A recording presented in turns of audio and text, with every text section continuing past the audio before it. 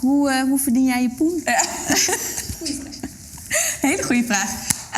Met Are We Europe is dat echt de grote vraag des vragen geweest. En wat we daar hebben gedaan is, we zijn eerst onderdeel van een accelerator-programma geworden. En wat is dat? Een accelerator, dat is een plek waar je als start-up leert om geld te gaan verdienen, eigenlijk. En wat je dan gaat doen, is dat je jezelf gaat afvragen, voor wie maak ik dit eigenlijk? Wat voor waarde leef ik daar eigenlijk? En wie zou er dan voor moeten betalen, op welke manier? En daar ga je dan allemaal dingen voor uittesten om zo een verdienmodel te creëren.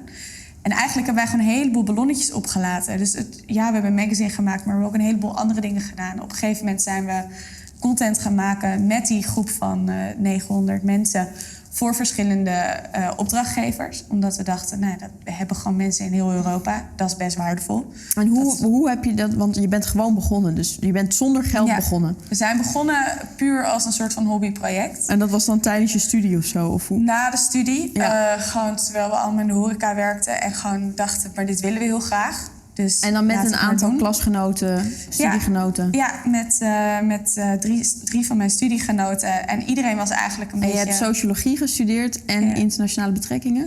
Ja, University College. Dus dan ben je zo iemand die vakken doet als The Photograph as a Social-Political Document. Dus dat was echt fantastisch. Ik heb het ook even gestudeerd, dus ik weet waar je het over hebt. Het was echt heel leuk. Dus ik heb van alles gedaan. Ik heb zelfs geologie gedaan daar. Dus het was echt alle kanten op.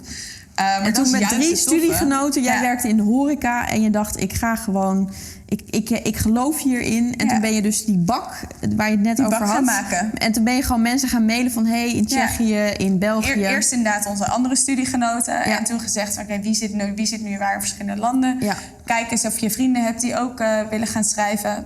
We gaan, ons eerste issue gaat over confrontatie. Kom maar op met je stukken. En gewoon, ga je niet betalen. We weten ook nog niet hoe we het gaan publiceren. Geen idee. Was ook niet per se het beste issue. Nee. Maar we hebben het wel gepubliceerd. En gewoon... toen ging je dus die cursus volgen. En toen kwam er steeds meer geld binnen via... Ja, dus die verschillende dingen die we zijn gaan doen. Dus 1 is dat we uiteindelijk een agency hebben waar we contentproducties maken. Daarnaast, natuurlijk ga je in het begin wat subsidies aanvragen. Laten we daar ook eerlijk over zijn. Dat bijna iedereen dat wel ergens op een bepaald moment nodig heeft. En toen op een gegeven moment zijn we een ledenmodel gaan ontwikkelen. Waarin we bij de meest betrokken mensen zijn gaan kijken, zouden jullie er niet voor willen betalen? En hoeveel leden hebben jullie dan bijvoorbeeld? Er zijn nu, oh god, dat weet ik eigenlijk niet precies. Dat weet ik niet. Ik denk dat het er 2000 zijn. Maar dus het is een klein groepje die wel heel erg effectief kan zijn. Wat daar mooi aan is dat je dan dus een basis creëert van mensen die er echt om geven. En dan daarna kan je gaan kijken, wat zijn de inkomsten die we daarbij moeten genereren om het realistisch te maken. Jullie hebben bijvoorbeeld een prijs gewonnen met een geldbedrag. Precies. Maar dan heb je dan ook subsidies bij Fonds Bijzondere Journalistieke Projecten? Of het Stimuleringsfonds van de Journalistiek. Dat was eigenlijk de grootste. En dan is er het Adessium-fonds, wat een hele mooie geldschieter is bij een heleboel dingen die je niet zou verwachten. Maar dat is zelfs een particulier fonds. Daar kom je ook niet zo, maar daar moet je ook gewoon heel veel voor netwerken. En gewoon maar een beetje kijken waar het raakt. En ik denk dat dat de grootste les was voor ons. Dus dat we echt alles geprobeerd hebben. We hebben overal over nagedacht. Waar ligt waarde? Wie heeft er geld? En hoe kunnen we die twee combineren op een manier waar we kunnen doen wat we willen. En niet dat we alleen maar precies moeten leveren voor de kliks. Dat was eigenlijk het enige waar we... Dus advertenties was het enige waar we niet naartoe wilden. Want daar weet je gewoon van... Dat is een businessmodel waarbij je dus alleen maar de snelle journalistiek gaat moeten creëren. Dat is de enige manier om het haalbaar te maken. Dus dan ga je op zoek naar een heleboel andere dingen. Want zo'n blad maken kost echt geld. Ja, dat kost echt best wel wat geld. Dus wij zoeken meestal bijvoorbeeld een sponsor die dan 1 artikel wil schrijven. En dan wordt het heel erg leuk omdat je gaat kijken naar de sponsor, balans. dus bijvoorbeeld... waar moet ik dan aan denken? Dus jullie hebben dat sportissue nu. En wat voor sponsors hebben jullie dan? De sponsor voor het sportissue was gewoon een stichting die interesse had in Europese identiteit wat verbreden. Dus het hoeft helemaal niet met sport te maken te hebben. Het zijn gewoon mensen die behoefte hebben aan dit soort magazines in de wereld. En die wat geld los hebben. Dat is fijn. Maar om heel eerlijk te zijn wordt het magazine steeds meer gefinancierd gewoon puur door de leden. En dat is natuurlijk mooi, dat je op een gegeven moment naar het punt kan dat je niet meer naar één organisatie gaat. Beetje zoals de correspondent eigenlijk. Precies. De correspondent heeft natuurlijk een supermooi model. Maar het mooie is dat Correspondent's grootste moneymaker zijn ook de boeken. Dus laten we wel deze print is uiteindelijk de meest recht toe recht aan. Hier heb je iets en daar betaal je zoveel geld voor. En dat levert blijkbaar nog steeds het meeste op. Ja. Hadden we niet verwacht, denk ik. Dus met boeken kopen sponsor je dus ook gewoon, ja. En jij? Hoe doen jullie dat? Nou, ik werk natuurlijk gewoon best wel zelfstandig. Dus ik heb ook niet een platform of een groep. Maar ik ben na mijn studie ben ik eerst een beetje zo gaan... wilde ik diplomaat worden. Dus toen deed ik internationale betrekingen en conflictstudies in Utrecht. Zo kwam je ook in Brussel terecht?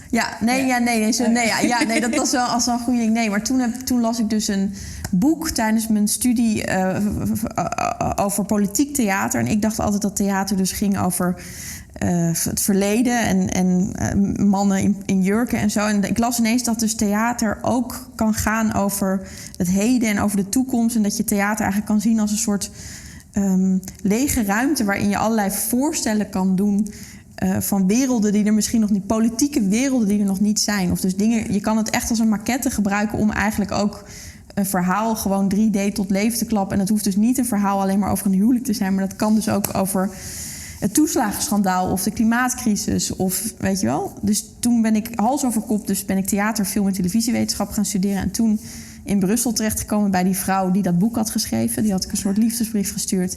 En toen mocht ik bij haar komen wonen en toen heb ik met haar een boek geschreven. Toen mocht je bij haar komen wonen? Ja, zeg maar. Dus ik heb, dus in Brussel, sorry. Ja, dus bij waar zij werkte. Ja, okay. Maar en toen, ik ben wel vaak bij haar thuis geweest. Maar toen ben ik dus eerst gaan schrijven. Dus toen kreeg ik zeg maar schrijfopdrachten binnen. Veel vakbladen. Maar ik zeg ook wel eens, ik ben ook een beetje door de gemeente Amsterdam eigenlijk geholpen. Want ik had dus een heel goedkoop huurhuis.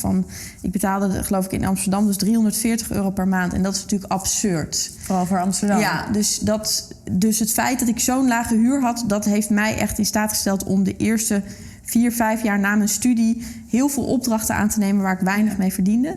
En toen ben ik eigenlijk meer en meer in het theater ook voorstellingen gaan maken. Solo-voorstellingen veel. En die werden ook op een gegeven moment opgepikt door ministeries.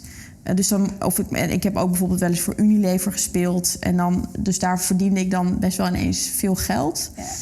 En ik heb voor mijn journalistieke werk heb ik voor het grootste gedeelte bij de Correspondent mocht ik daar dingen maken. En dan heb ik fondsaanvragen gedaan bij bijvoorbeeld het Pascal de Croo Fonds in Brussel. Ja. Maar ook bij Fonds Bijzondere Journalistieke Projecten. Die hebben mij toen ook heel erg ondersteund om een hele andere manier van journalistiek te bedrijven. Ja. Maar nu dus, ik speel nog steeds wel veel voor dus ministeries en ook dus buiten het theater probeer ik dus op die manier. Ik merk heel vaak dat dit soort dingen bij mensen die in de journalistiek zelf zitten heel vaak als heel eng gezien worden. Van, oh ja, maar dan meng je je dus met die mensen waar je eigenlijk kritiek op moet hebben en die ga je dan nu betalen.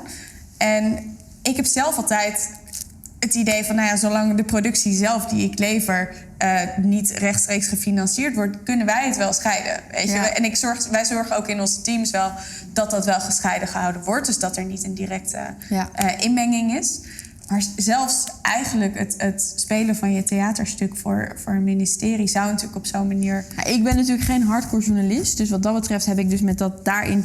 Maar wat ik wel. Kijk, ik maak stukken over macht. Snap je? Ja. Dus ik maak stukken over systemen. Over hoe systemen machtsstructuren voortbrengen.